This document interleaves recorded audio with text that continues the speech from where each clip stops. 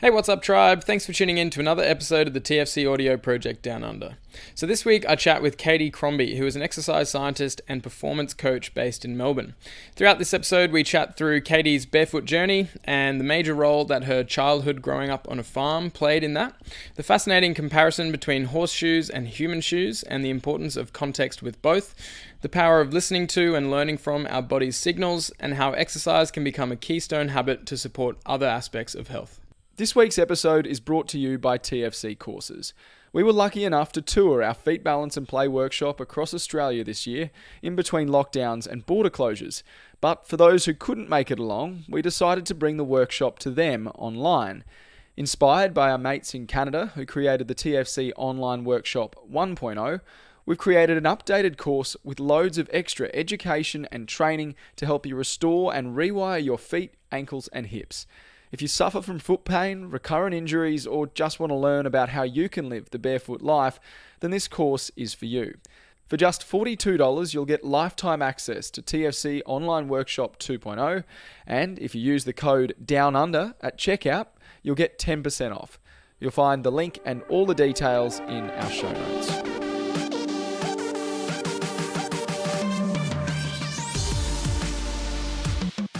All right. Thanks so much for coming on the podcast, Katie. Thanks for having me. It's a pleasure to be on. Yeah, so we actually met down in Melbourne earlier this year, I believe it was, when you came along to one of our workshops, which was a great sort of packed out workshop.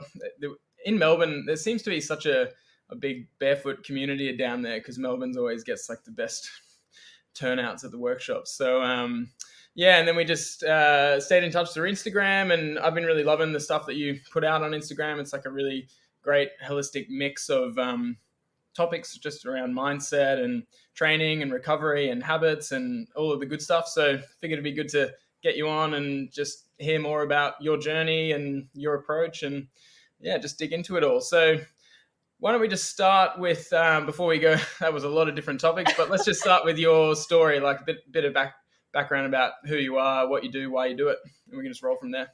Awesome.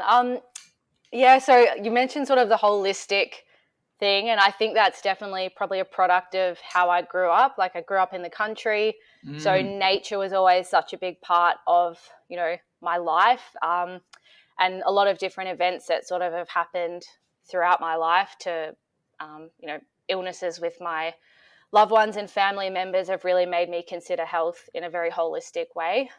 So as difficult as that has been, that's been a bit of a gift in a way because I do think of health very holistically. I think about mind and body and movement and all of these different aspects. So growing up in the country was, a big part of that and a big part of what sort of led me to the journey of where I am today. So I've gone through quite a strange route going through music before doing exercise and sports science and now moving on to doing EP next year. But yeah, it's been a very interesting but amazing journey so far. Yeah, and I think that's a very common thing that people really delve into a holistic side or the holistic sort of approach to health almost through necessity, through not getting results or not sort of resonating with the approach, the traditional approach, and not getting the results, and then just being really curious and I guess in some cases really desperate to try and find some kind of other answer. But it can take you, the traditional model is very much sort of let's manage the symptoms of a sickness, whereas the holistic, like you said, it's in a way it's a blessing because you've been able to explore this holistic nature, this holistic health concept, and that brings with it so much more than just getting rid of symptoms. I think it's a lot more about thriving as a person. That's exactly what it is, and it is about thriving. And this is a huge approach I take with my clients as well. Is like, I don't want people to just live passively and just go through life and go through the motions. It's like, let's actually uncover everything that's going on because there's so much more to life when you unpack all of this stuff and don't just take Band-Aid solutions and you really look at all of these aspects of your health. There's so much out there. Yeah, 100%. And I think that was where I started to struggle with physiotherapy. Was people have a certain view of what physiotherapists do and what physiotherapy is, and they would come generally they would come to you and expect maybe some hands-on therapy, a diagnosis, some hands-on therapy, and some exercises, but they wouldn't usually expect anything more than that. And they certainly, for the most part, hadn't received anything more than that. But when you're a health professional, and this is something that we're so big on at TFC, is if you're a health professional, you need to at least understand the all pillars of health, not just your one scope. And obviously, you need to practice within your scope of practice. That's obviously important. But if you just completely ignore all the other areas of health, then the people you're working with really miss out on a lot. Yep, absolutely. And that's what I loved about that workshop that I went to with you guys in Melbourne, was just hearing, I didn't obviously get to meet everyone, but you very much get the sense that everyone there has probably gone through this journey of being like, going through like a conventional approach isn't right. There's got to be something else out there. Then you find all the bits and pieces and you start working on all of these aspects of your health, and just realize how amazing it would be for yourself and for your clients. So it was, amazing to sort of be in that environment, in that community, and like almost feeling like, you find your tribe, I guess, when you think in that way. Yeah, and I think that is something that is pretty special or really cool about the barefoot community, is because to be interested in the barefoot philosophy, I suppose, then you kind of have to be that level of open-minded and have that understanding of what we are as humans and what it means to be a part of nature. Whereas shoes are like a really tangible example of how humans try to separate themselves from nature and literally insulate themselves from nature. And so I think that is a really cool aspect of the TFC community, is generally pretty much everyone is not only on the same page about bare feet, or that concept, but also on the fact that we need to be looking deeper into, like, if you understand that our feet need to be bare or need to be in contact with the earth and need all these things from an evolutionary level, then you also understand that the rest of our body and the rest of our systems need that as well. And so with you, like, you're obviously interested in barefoot concepts and everything. Yes. Based on coming to the workshop and all of your own research and everything. Did that start for you out of growing up out in nature? Like, I imagine you would have been barefoot a lot growing up. Absolutely. Like, I spent my childhood just running around in bare feet all the time. So we were really lucky. I grew up in Meetung, so it's near the beach. So we spent all of our summer staying on the boat for the period school holidays over summer. So just running up and down on hot sand, running on the jetties. I never put shoes on. I had such tough feet back then. It was amazing. Yeah. And then we also spent a lot of time up in the mountains as well. So Meetung's about 2 hours away from sort of Mount Hotham area.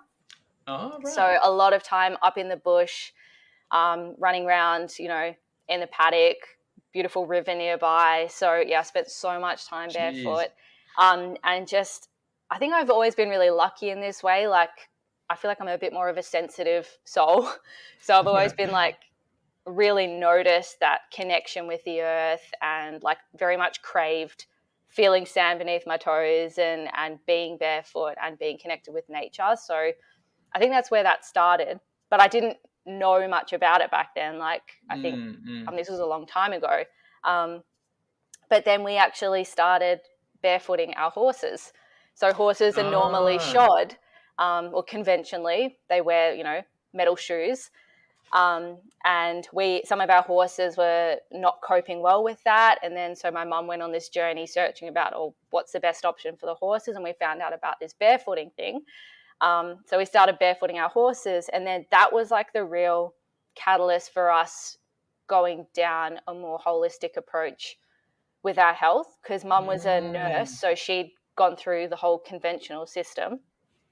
And then, mum has had cancer a couple of times throughout our life. So she sort of wanted to find another way as well.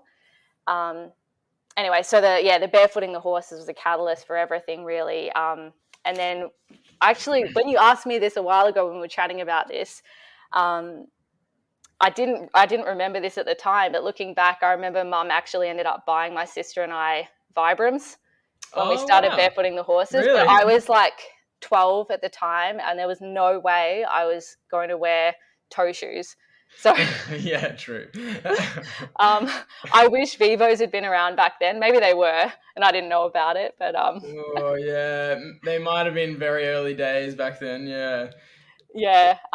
So that sort of, yeah, that started that off. And then when I moved to Melbourne to study music, I basically just disregarded all of this stuff. Like, I got very stuck in what I was doing with music, and I was barely spending any time in nature. I was stuck in a practice room all day. I was Mm, wearing high heels all the time, like for concerts, and like heeled boots day to day. And my body didn't feel right. My mental health didn't feel right, which is what sort of made me change to doing what I'm doing now. Um, but yeah, it was just looking back, it's amazing how when you're out of touch with all of that stuff, like how awful your health can feel. 100%. There's a lot in there. First of all, I'm super jealous of your childhood. I had a great childhood, mind you, but just the growing up in that area sounds amazing, and it's a really good point that you can have like a baseline level of how you feel in day to day, and like your baseline level of health and energy and all of these things. And over time, if you don't have that connection with nature, or you don't get enough movement, or you're not wearing, say, the right shoes, or not going barefoot enough, and or not sleeping well enough, or whatever it is, you don't necessarily notice the next day, oh, this doesn't feel right. But over time, you just get this general feeling of malaise. It's just, you just Yep, don't feel right. And then it sometimes takes, I guess in a lot of cases, it takes that sort of a big wake up call of like, oh, what's going on here? I really don't feel good. Or maybe maybe you do get a diagnosis of something, or, there's a specific condition. You're like, I really need to change something. But I think that's something that I always try to get across to people is your body tells you first what's that, like your levels of energy and feelings of well-being is like the best indicator of how healthy you are on like a cellular level, really. absolutely. Yeah, I Yeah. agree so much with that. But I think, I don't know quite how to describe it. Like, so many people are just doing what they think they should. They do Mm, what's accepted in society, and they do what they need to do to fit in. And a lot of people don't have the self-awareness or the ability to reflect on how they're feeling. Like, they just ignore their bodies and just keep doing what they think they should be doing because that's what they've yeah. been told.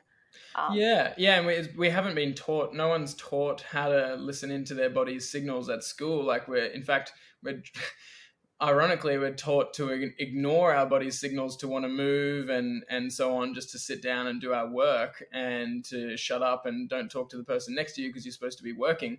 Whereas the body is calling out for movement, it's calling out for connection, it's calling out for so many things in nature. And we're sort of actually taught to ignore those signals, funnily enough. And then if you take it even a step further, when we get such intense signals that we know something needs to change, like pain or like disease, then most of the medical system just covers up that with symptom management and painkillers are an obvious example. Yeah, And so like you said, that there's a whole, people don't know how to do this because the whole culture is around ignoring it or covering the signals up. exactly. But Yeah. that's a complete societal issue.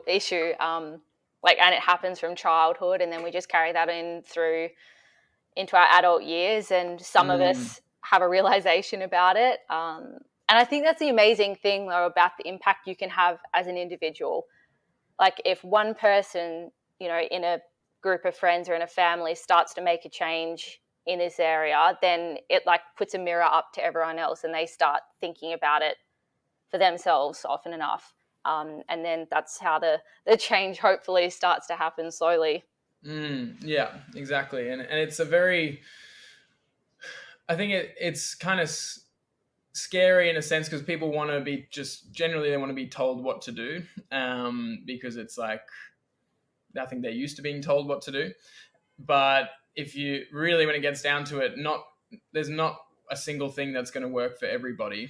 There's principles and basics and heuristics of, get good sleep and move often, and all of these things that obviously everyone can benefit from. But in terms of what really works, what type of exercise or how much sleep or what you need to do for your sleep quality, then it's all about self-experimentation and listening to those signals. And a good measure is, if you don't feel vibrantly healthy and energetic each day, if you're not waking up easily with good energy, then something needs to change about your lifestyle, basically, or something could change to improve. But it does take a lot of self-experimentation, and it's all the responsibility is on you, which is a little bit scary.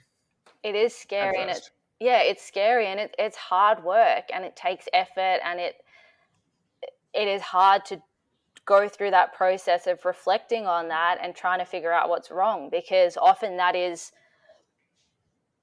you have to then think about, well, what are your values and what's your identity, and what and challenge all of your beliefs to try and go through this process. And then also, like you said, like, we just want an answer. We want to know what we're meant to do. We have all these health professionals who are supposedly meant to tell us exactly what to do. We do it and we get better. And it's a very hard process trying to figure that out for yourself. But I think it's kind of what needs to happen. Yeah, it's super challenging, and like I said, scary at first, but also it is really empowering. And once you experience some of the effects that people talk about, because I think a lot of people are just like, what do you mean feel vibrantly healthy and energetic? Like, is that even possible? Like, do people do that? And it's not average, but it's definitely possible, and it's definitely how your body should be functioning, and how your body should be feeling if you are taking care of all of these aspects of health. And that's not to say, like, from my point of view, it's not that I feel vibrantly energetic every day, but I also can trace it back. Like, if I don't feel vibrantly energetic, then it's generally, I can trace it back to, I didn't sleep that well. For me, I'm super sensitive to caffeine, so if I have 2 coffees, then I won't sleep as well, and then I'll wake up, sluggish the next day. And so at least I can go, oh, it was because of these factors. Whereas if it's all just guesswork, and I have no idea why I feel like this, then it's very overwhelming. But then once you feel that, oh, I didn't have any coffee and I slept better and I woke up really well today, then it puts the power back in your hands, and that there's nothing better than that feeling, I think, of like getting your power back. For sure. I feel like there is a big push for that now. Like, all of these, the Aura Ring and the Whoop and all of these data trackers that are coming out are really, I don't agree with it all of the time, but it's definitely encouraging people to actually analyze, like, what's going on with your health, what affects your sleep, what affects your training, what affects your mood, and start to make changes to your environment and your behavior to try and better support your health. So sometimes it's hard to know, like, if you're in the field, like, how far reaching this really is, or if it's just like what you're surrounding yourself with. The barefoot thing as well. For sure. I think we can get in our own bubble, especially with the barefoot thing, because if you go for a walk on the street, then 99.9% of people aren't wearing barefoot shoes. Yeah. But you're right. I do think it is growing, though. And I think that, like you said, those tools that are helping people bring awareness. I was having this chat with Tom Williams the other day, and we were talking about those tools and how if you rely too much on them, then you still are sort of ignoring your own body's signals. But if you use them as a way to tune into your body even more, like you look at your results and you go, okay, it says I didn't sleep that well, and yes, I don't feel that good today. Okay, that kind of makes sense. And you use that to reference against your own signals, and that's great. But if you're just relying on, oh, this ring said for me to do this, so I'm just going to do that, but you're ignoring your signals, then it's also problematic as well, I think. Definitely. I think no matter what you're tracking, like even if you're tracking your calories or your macros, like it's a really good tool for a certain point in time. But I think the ultimate goal for all of us should be to become intuitive with this. Yeah. To be able to listen to your body signals like we've, been talking about. Yeah, and I think that it does take a training period or an adaptation period to learn how to listen to those signals. So it's it makes sense that you can use some tools and some guidance, and I guess that's kind of where our roles as health professionals come in. Like for you as an exercise and sports scientist, like you work with clients and people, I imagine, would come to you with the expectation of getting help with exercise. But then obviously, well, how do you find that goes, like with your clients? Like, they're coming to you for exercise, and are people pretty receptive to talking about other things? Some more than others. Yeah.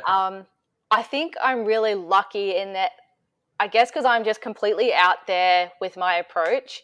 Like if someone comes to me through social media for coaching, they know what I'm about. Like they know that I'm going to talk to them about mindset and their sleep and all of this other stuff. Where I work with my face-to-face clients, I work at a multidisciplinary clinic in the CBD. I get a lot of corporates coming in. Yeah.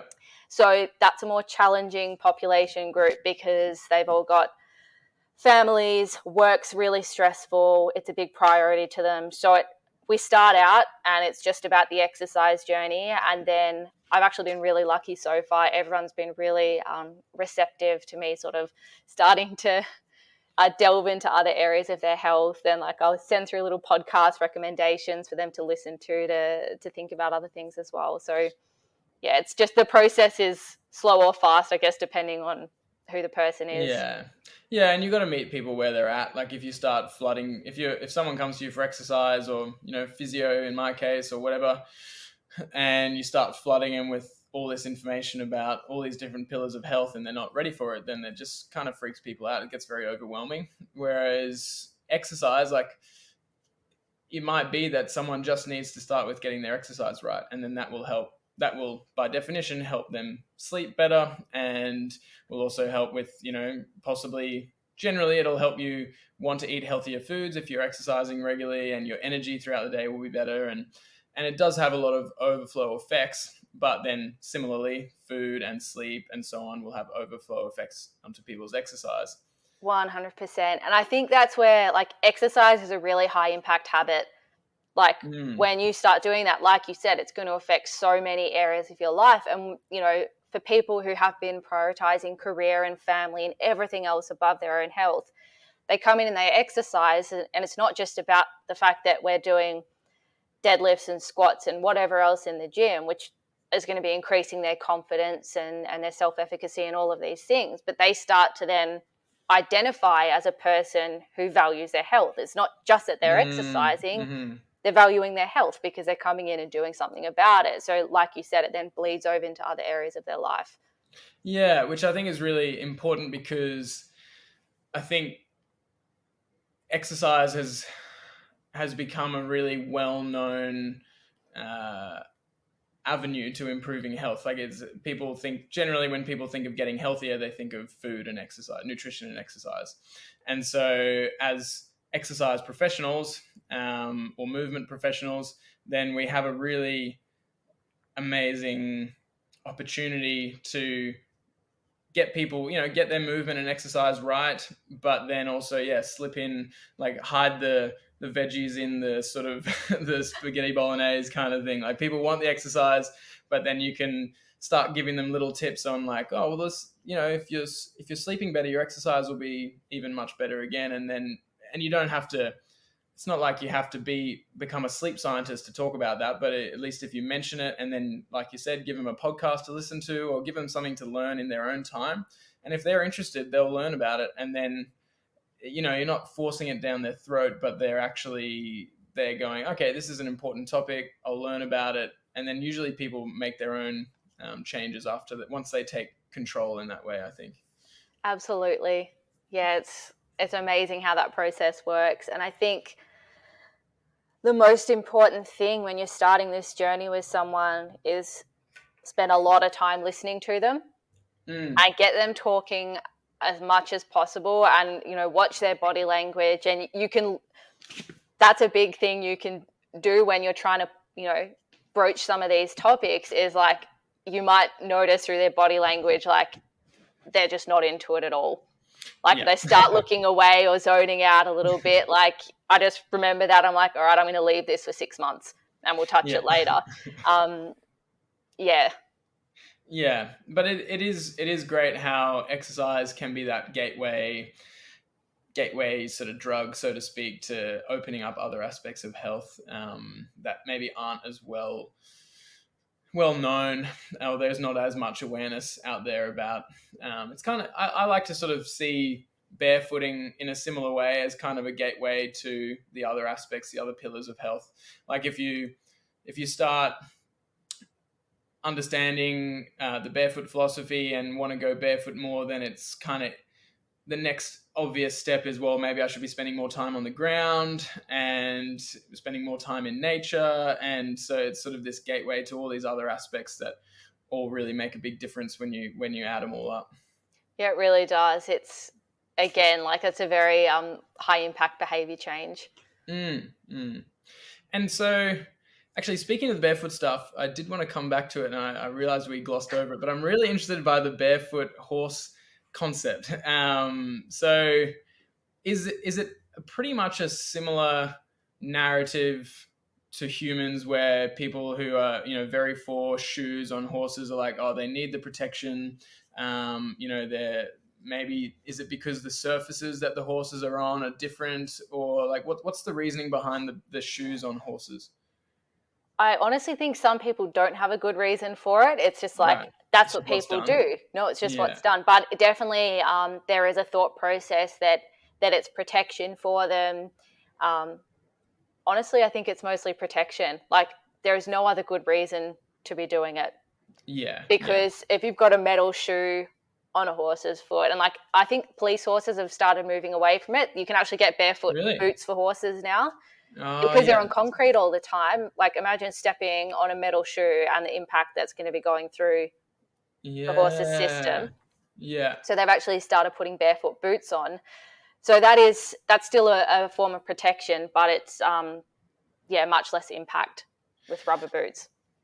Right. And so it is, I guess it is a fairly similar concept to like, humans think their feet need protection at all times. And I see the argument a lot that, oh, our feet weren't made to run on hard surfaces like concrete, or walk or run on hard surfaces like concrete and so on, which is kind of just another way of saying my feet aren't adapted to that, because I can run and walk on concrete fine, and I know a lot of people can run for, like, I don't do a huge amount of volume, but I know there are people who have and can build up to very large volumes on concrete while barefoot. So a lot of it has to do with the adaptation. And you had just mentioned that having the shoe on can actually possibly even increase the impact. So because of the way, like, I wonder if it changes the horse's gait, or it does. Yeah. So having a shoe, well, firstly, if you're shoeing your horses, you need to be getting them changed regularly.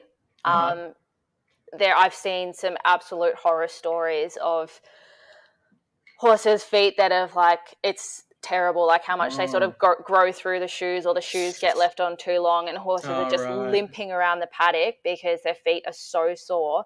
It changes the structure of the foot, just like humans. Yeah. So typically their feet might end up a lot more narrow. The quality of the hoof wall and the sole isn't as good. So their hoof weakens. A whole lot of stuff that goes on. So when you start barefooting horses, typically the feet go wider. The frog, which is like that triangle bit in the middle of the foot, don't know how to describe this for non-horse people, that increases in size. Everything improves when they start barefooting. It's just like the shape of the foot then spreads out again, just like humans when you stop squashing it into a certain Yeah. size. That is fascinating because Yep. this wasn't even on my radar at all. And then someone reached out to me on Instagram, and I can't remember her actual name. I'm really sorry if you're listening, but it's Strong and Steedy on Instagram. I can't remember your actual name, but I'm going to go find that out straight after the podcast. So many people on Instagram, but she mentioned that she barefoots her horses, obviously, and then I was like, oh, that's interesting. And it was only like a few days or a week later that you mentioned to me about something like that.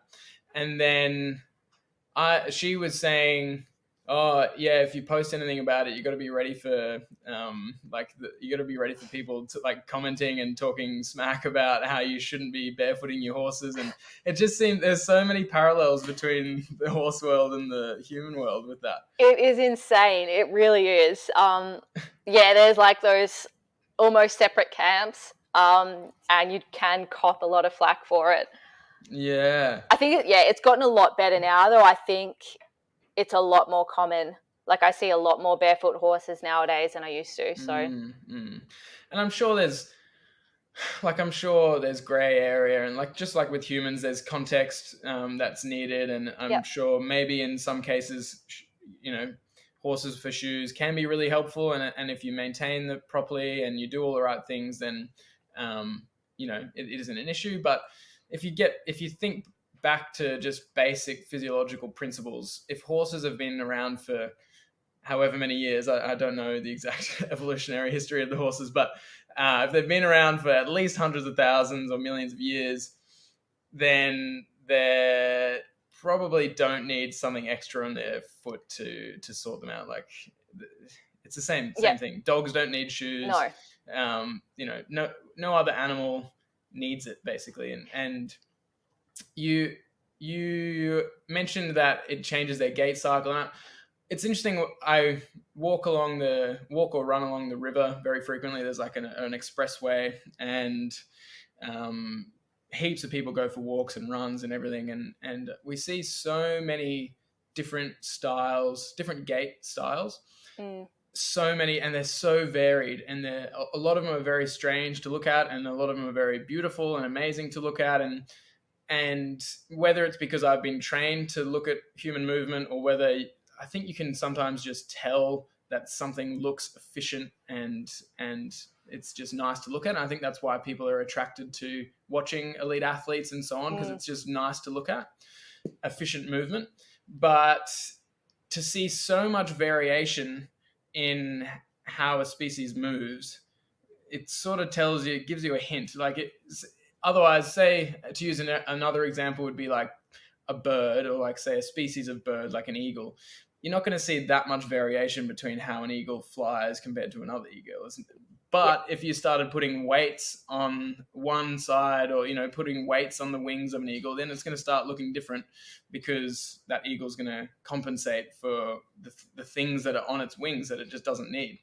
So I like to think about other animals, because I think people kind of forget that we're animals too, and that we've evolved, and that if you look at other animals, like, there's a reason why dogs don't wear shoes, and why dogs move so funnily when you do force shoes on them, because they can't feel the ground and they don't know what's going on. Yeah. Oh, there was so much in what you just said.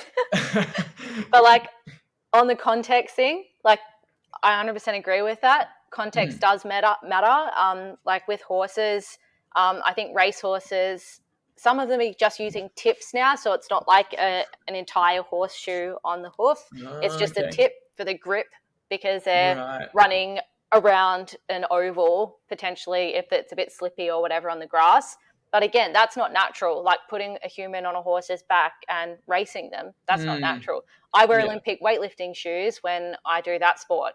That's not natural to do those movements, but it works better to use those shoes in that hour that I'm training, and then I take them right off, So context really does matter. And and like you said, people forget that we are animals.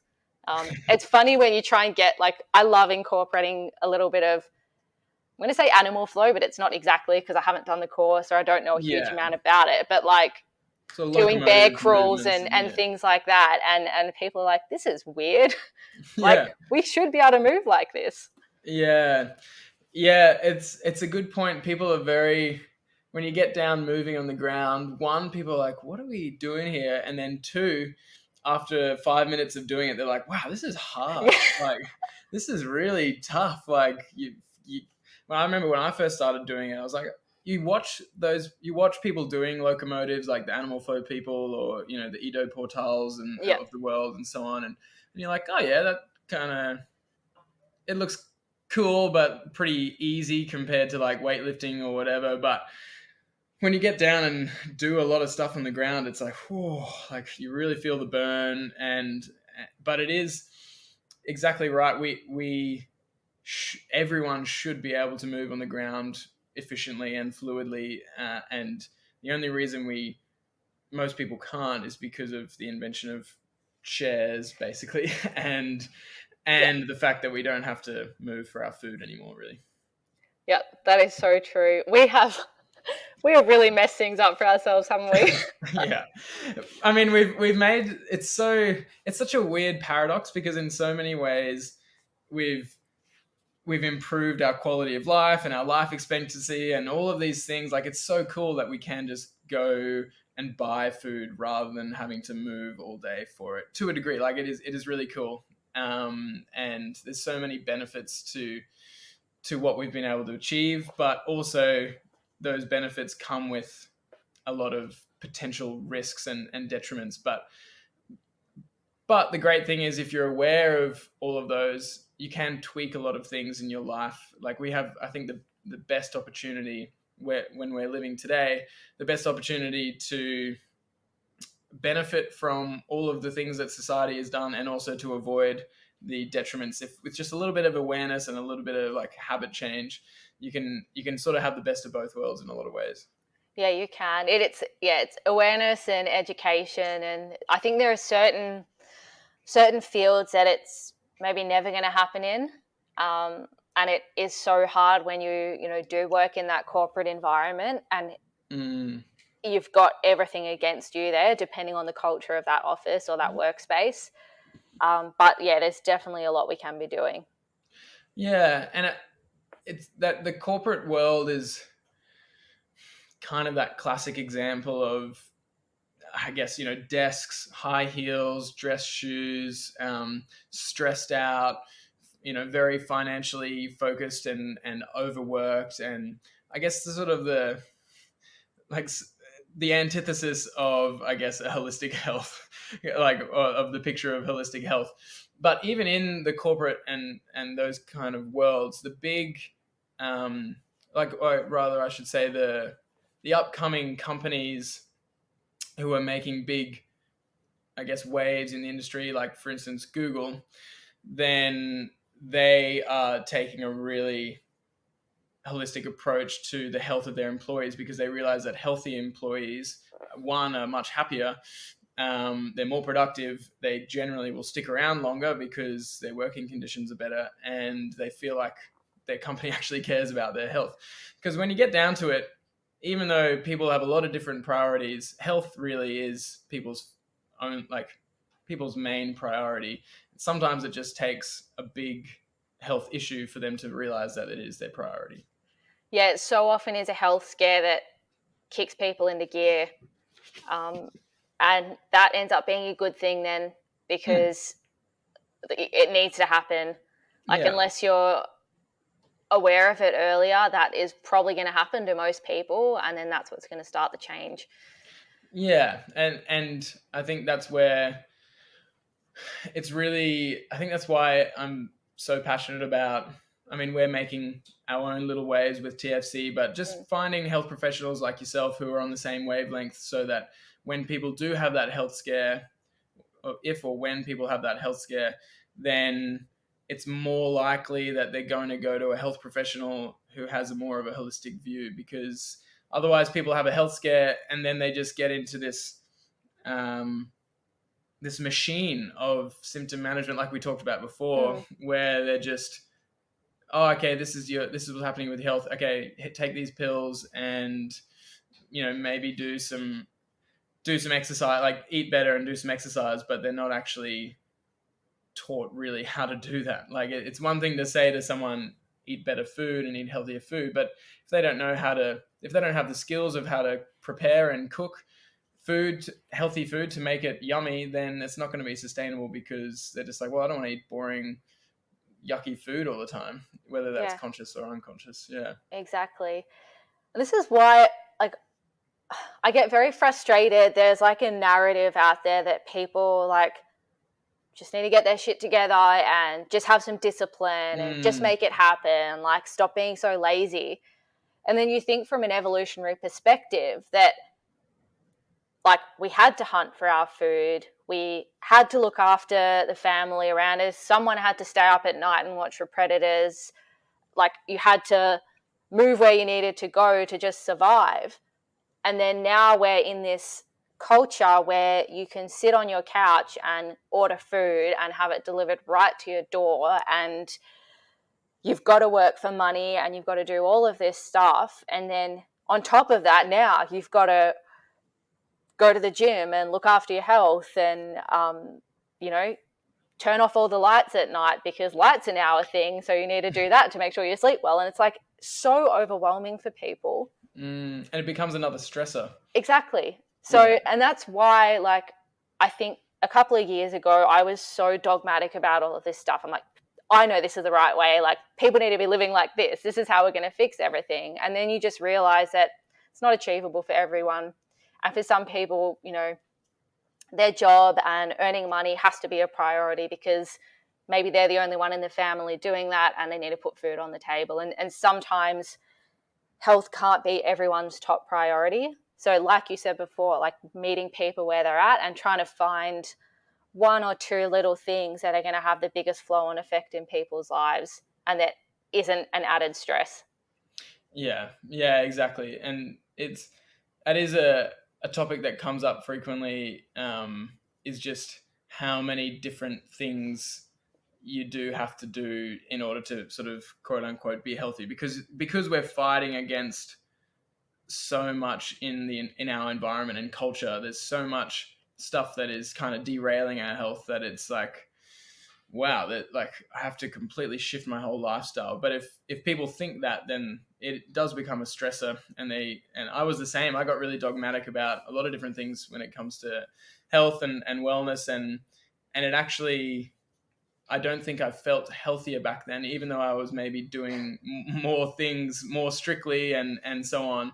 I actually probably feel the healthiest I have now, where I generally get most things right, and I know what I need to do to feel really good, and I know what happens if I don't do those things, but I'm relaxed about it, and I don't sort of beat myself up if I don't stick to something exactly, because I think just taking away that extra stressor can be so huge for people, and just be like, just work on this one thing. Like for me, waking up, waking up or getting good sleep, and then waking up without snoozing. If I do that, then I know that it's going to set the tone for a really great morning, and then generally a really great day.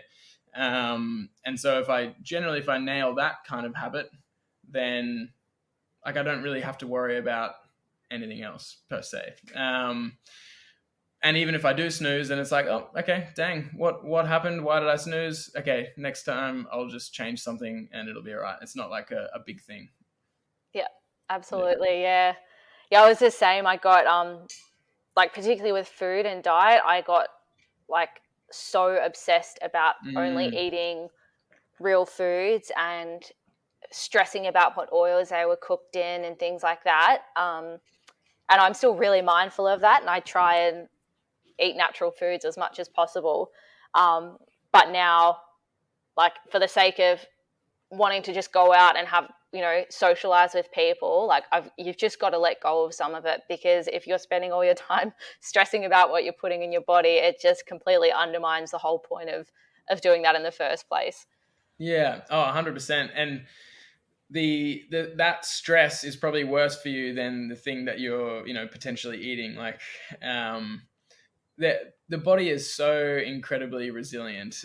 Like in terms of, if you think about the amount of stuff the body can handle before before something breaks down. It's amazingly impressive. And as long as you're doing the right thing sort of most of the time, like you can apply the 80-20 principle, where if you're getting stuff right 80% of the time, like 20% isn't really going to make the biggest difference. And sure, if you're an elite athlete or like a CEO or someone who's like performance, high performance is your main thing, then you might need to be more strict, and you might need to sacrifice that level of relaxation and everything. But if you're just a normal person who wants to be healthy and wants to feel good most of the time, and also wants to have, you know, an open social life and not be so stressed out about everything, then just relax off some of those rules. Like, think about things as guidelines rather than like laws. Like, yeah, that was a big thing for me as well. Like, with food, of like, you know, really only eating paleo or you know, a specific diet, and sort of got kind of dogmatic about it, and would probably even preach to people who didn't want to hear about it, and so on. Yeah. And then it's not worth the extra stress, and not worth the, like, there actually is really interesting research about how, like, the effect of your belief and mindset on literally how your body digests and interacts with food. Like, if you believe, for instance, one really interesting study was around, like, they had two different groups, and they gave them both the exact same milkshake, but they told one of the groups that the milkshake had, you know, a heap of carbs and sugar and ice cream and all this stuff that's really bad for them. And then one of the groups got told that they were getting like a really healthy low carb milkshake, and it actually changed how their blood glucose rose, and how the milkshake was digested, even though it was the exact same milkshake. And so the effect of your mindset and your stress on your digestion will be huge. That's, yeah, I hadn't heard about that study, but that's incredible. But like, the power of belief is amazing, isn't it? And that comes to, it's so funny that we get, even with like chronic pain and things like that, we might get told something by someone like, oh, you know, you've got lower back pain, you should never ever flex your spine again. And then you start to believe that, and then there might be no damage going on whatsoever, but you continue to avoid that movement because you've got a fear of it, because you've got a belief around that, you know, flexing your spine is going to make your back worse. Like, so it can work positively and negatively. 100%. Yeah. And it's probably the most powerful thing, and that's where a lot of the research is going, especially in physio research, like with low back pain, especially as an example, is how much the power of this conditioning and these beliefs make, or how powerful that is in someone's outcomes. And some of the biggest predictors of outcome, besides, you know, you could have any kind of intervention, but the biggest predictors of outcome is whether you believe that thing is going to help you get better, and whether you have a really good relationship with your therapist or the person you're working with, and whether you trust that person. And so all of these sort of non-specific factors end up being so much more important than the actual structural problem that you've got, or whatever. So it's amazing.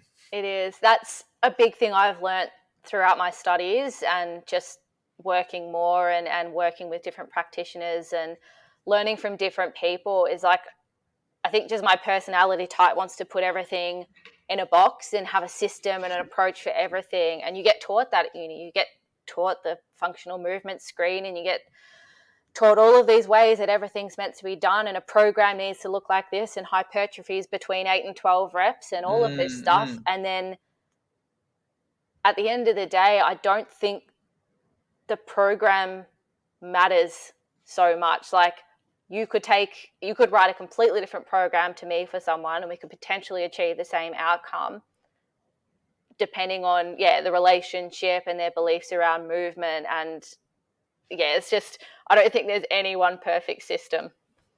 Yeah. And I was going to ask, sort of like, you've obviously got such a holistic view on everything, but I know for myself in my uni course, we didn't really get taught that. We just got, like you said, we got taught about diagnosis and management of conditions and pathophysiology and all of these things, which are important. But no one presents like a textbook, and you have to work with an individual. So was it like, were you always like, obviously you had that experience of growing up and quite a natural viewpoint on that. But when you went through uni with exercise science, were you sort of quite aware that you weren't being sort of taught the whole picture? Yeah, when I was in first year, I ended up in a lot of not arguments, but like debates on the discussion boards with my lecturers, because Right. like they just give us this information, and then I'm like, but what about this side of the coin? Like, what about this perspective? And then I don't think they expect people to like backchat them on stuff. Yeah. And then eventually I was just like, this is too hard. I'm just going to know that I might have a different perspective on this, or at least keep my mind open. And I take everything with a grain of salt. Like, I try and keep my mind so open and consider both sides of the story now, because I think you can find evidence for anything. Yeah. And something might work for someone that I don't necessarily believe in, but it worked for them. And so that was a challenging process through uni, and it's really not holistic at all. Even though I just did a nutrition unit this past semester, and it's still going off the Australian dietary guidelines, which definitely has its place. But even like the protein recommendations are still incredibly low. And there is so much research out there now showing that eating high amounts of protein isn't going to damage your kidneys. So it's interesting. Yeah, the whole world of universities is really interesting. And I think in general, they say there's like a rule that it takes 10 to 20 years for research to catch up to mainstream practice, and for it to be taught at uni and then taken into clinical practice. Like, you need to be essentially ahead of the research and almost ahead of evidence-based practice. And you have to have an open mind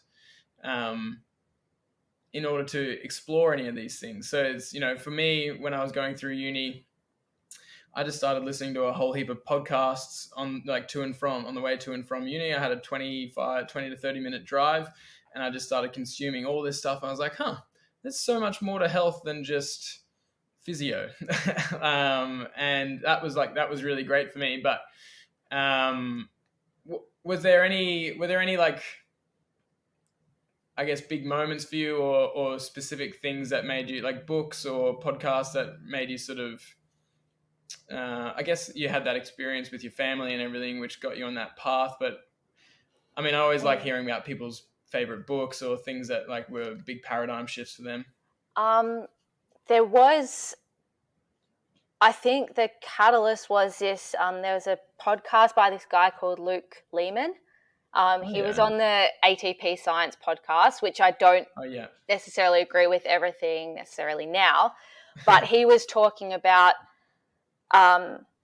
personal trainers needing to know a lot more than they did, and take your clients' resting heart rate and blood pressure, and look at HRV, and look at all of these other aspects of health, get them doing aerobic conditioning to, increase mitochondria at the start of their programming. Don't just jump straight into resistance training, and all of these different things. And at that point, I just finished because I had a gap between music and sports science for a year, and I did a personal training course, because that's a whole nother story how I got to that.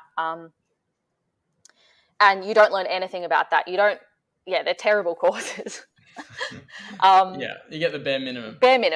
But that's, it's the price point. It's what you get for it. And then I was like freaked out after listening to that podcast. I'm like, oh my gosh, I need to know so much more about health. So that's why, like, I've got to go and do something else. I've got to do a university degree.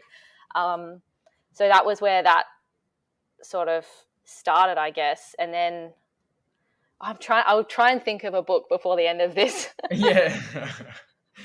I mean, not everyone has ones that really stand out. Like, I mean, I've read a lot and listened to a lot, and I think the cool thing about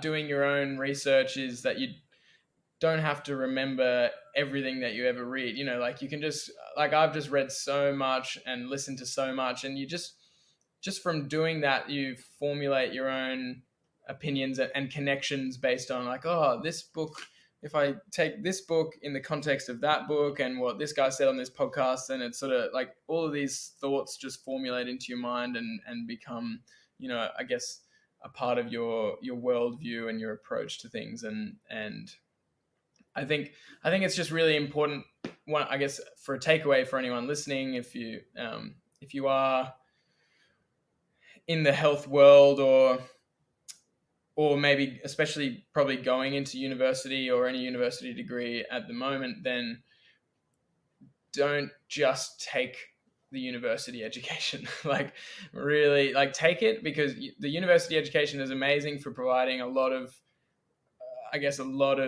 baseline understanding of anatomy and physiology and so on if you're in a health degree. But this would apply to any degree. But look outside of what the university is teaching you as well, and find leaders in the field, and find people who are maybe even saying things that are opposite to what your university is saying, and just look for different opinions so that you can make your own opinion, I think. Yeah. 100%. And I think a huge part, or a really important thing when undertaking a course like that or a degree like that, is getting experience as soon as you possibly can. Like I was so lucky to be initially coaching CrossFit, and then starting my own sort of PT business, and then now working where I do now, is just getting that experience, putting that stuff into practice, getting other people's opinions, and learning from mentors. And yeah, you get the foundations and the basics from your education, but there is so much more out there, and it's just changing so rapidly too. Like I can't believe, like when I got into this 3 years ago, banded clams were like the golden child exercise of like rehab, and now it's changed so much in the very short space that I've been in this field. So yeah, it's a great point. And I think if you're not regularly being challenged, like if your frameworks and your opinions aren't regularly being challenged, like in a deep way, then you're not looking hard enough. Because when I went through my career, as I went through my physiotherapy career, then I started off at a certain job and I was like fully sold on the way they did things, and really loved this approach and was seeing really great results. And then I started reading some different books that made me go, oh, maybe I'm missing something here. And then I went into my next role, which again I was fully sold on, and was like, oh yeah, this makes so much sense. I'm seeing really good results with this, which is pretty much not the opposite, but a very different approach to what I was doing. And I was like, wow, this is great. And then I went to a course that really blew up the way I understood what I was achieving with that role. And so, and they're quite challenging moments where you go, oh, maybe what I'm doing is not right, or maybe the way I'm understanding this is actually completely missing the point. And then you've kind of got a choice there whether or not to just ignore the new information or to take it on board and make it make sense for the context that you're in. And so I think it's just so important to challenge yourself on what you believe, because like the belief, you can form beliefs and opinions, but if you get dogmatic with them, then that's where the danger comes. You need to be open to changing them. 100%. Yep. That is, I think, for anyone working in this field or any aspect of healthcare, you need to be open to have people challenge you to answer those questions. If you don't know the answer to the question, to say, I don't know, but I'm going to look into that, to just be completely open-minded about it. And I really hate like you see it a lot on social media, like arguments between people who have different opinions, and it's frustrating because they just don't know what you know yet. Like they haven't got to that point yet, so they're not there. Let them find that eventually. If they don't find it, well then maybe they should have opened their mind a little bit and been willing to be challenged. But it makes it really hard for young coaches and young practitioners, because it can be scary to want to have an opinion at all, because there's always people there ready to tear you down. it's tough right Yeah, now. it is. And I think it's the dangers of dogma, really. And like, I think even in the barefoot world, people can get quite dogmatic. And obviously in the podiatry kind of, I guess, traditional footwear world, and there's that kind of dogma. And there's no point in the clash between those two dogmas. Like, it's just like, okay, where are we missing context? Like, there's always nuance, there's always context. Barefoot isn't going to be right for everyone at every point in their life. And shoes aren't going to be the best thing for everyone, obviously. But you need to find the context, you need to find the individual person's goals and their history and so on. And there's just so much for being open to different ways of doing things. Like, a lot of people can go down the barefoot rabbit hole and go, well, orthotics are just terrible and they should never be used. But I'm sure I know orthotics can be used successfully in certain cases. And, especially if you've got a plan to reduce your reliance on them, then it's great. But if you need to get through your day and orthotics is the only thing that gets you through your day without pain, and you're working towards not having them, then yeah, they're a great tool. But you just got to be radically open-minded and to understand that context is king, basically. That's exactly it. I actually remember asking you at the end of that workshop in Melbourne, because I was terrified about going out and wearing barefoot shoes. And like, I only really started to make this transition this year. Yeah, right. And I asked you at the end, like, how do you deal with all the naysayers? Like, what do you do about it? Because I was scared to go out there and be able to justify my choices. It was interesting. Yeah, well, it is interesting because there is so many strong opinions out there, and people are like, oh, you can't train barefoot or run barefoot and do all these things. But I think what I said to you was just stick to the basic physiological principles. Yep. and always just bring people back to context. Like, it's not like you're saying everyone has to go barefoot right now. It's like, this feels best for me because I've gotten my feet to a certain level of strength and mobility, and I enjoy this. And then, like you've said, you train with Olympic lifters on when you do Olympic lifting, because in that context, it's much better to use lifters than barefoot shoes. And so, yeah, I think I love social media in the sense that it can provide a lot of cool connections, but it does have its issues with that kind of, it's just not the best place to have these nuanced discussions. And people, the amount of, like, you can just scroll through commenting sections and see all these arguments going on. You can just see how clearly people are missing each other's points, and they're just going back and forth. And it's like, it doesn't really get anyone anywhere. Yeah, it's almost like living in that gray area is not very sexy. Like, people want to be like, oh, I'm the barefoot person, or I'm the person that says you should deadlift with whatever, flexed or neutral spine or whatever. It doesn't matter. And there's always, like you said, context is key. It always depends. Yeah, no, you're right. And I've had that exact thought. It's like social media, the people who get big followings and loud voices generally, they're generally the people who are speaking loudest about a certain thing. And they're not really having the discussions about context and nuance, because they've got their beliefs, and then all the people that are attracted to that belief follow them and speak really loudly as well, and reinforce it. Yep. Yeah, it reinforces it. And so it's a little sad, and I think there is a role for, obviously there's a role for forcefully passionately talking about what you believe in, but I think it's just so important to temper that with a bit of humility and and like realize, like, for me, like, I've changed my mind over and over again about various things to do with health and movement and so on. But I think once you find some guiding principles, like, I'd be very surprised if I changed my mind about spending more time on the ground and spending more time in nature, and these sort of very basic things that just make a lot of sense. But I think as soon as you start to sort of believe something, like, almost blindly or with too much passion, then it's good to question it and be like, okay, am I missing anything here, or is there context that would change how I would feel about this? And generally, that is the case. Absolutely. Yeah. Well, that might be a good time to wrap it up. Yeah. But I do feel like we could chat for ages. Yes. But I reckon we'll have to have a follow-up round for when we next make it back down to Melbourne, or if we make it up to Queensland or something. It'd be cool to catch up for a bit of a move and play sesh. Definitely. And, maybe some. I'm not super into Olympic lifting. I've done it before, but maybe you can give me some tips. I'll strap into some lifters. And when was the last time you were in shoes like that? Yeah, a long time. I don't think I've ever worn lifters actually. So I've never been into it enough to actually get lifters.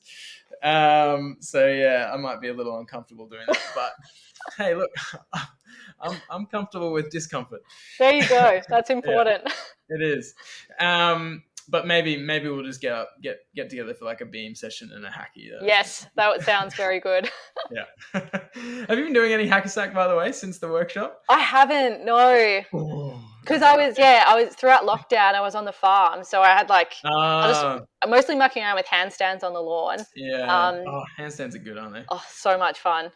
So good. So hard, but so good. And then now it's just mucking around on the beam again, because I finally got a beam. I still hadn't got one because Bunnings wasn't open, basically.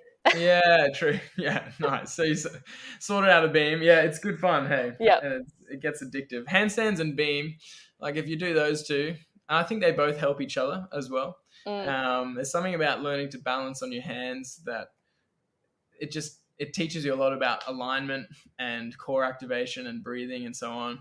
And then likewise with the beam, if you get really good on the beam, your body awareness goes through the roof, and then it helps with hand balancing a lot. So I think they're a good combo. Yeah, for sure. But we can do handstands and we can do beam, and then we can record a podcast all about it. Sounds good.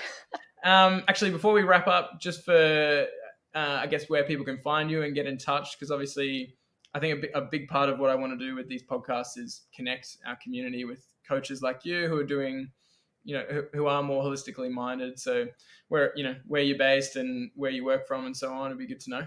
Yep. So I'm based in Melbourne. So I have my online coaching business, which I basically run through Instagram. So Coach Katie Crombie on Instagram. And then I work out of Absolute Health and Performance, which is a clinic in Melbourne. So we've got 3 sites across Melbourne. Sweet. Yeah. So highly recommend anyone getting in touch with Katie if you like the sound of what she does. And like I said at the start, the Instagram content is great, really good, inspiring stuff. So highly recommend following, and we'll chuck it all in the show notes as well. We'll put some links to your Instagram and the website and everything. So cool. Awesome. Thanks again for coming on. Thanks, James. Catch you soon. Thanks for listening, everyone.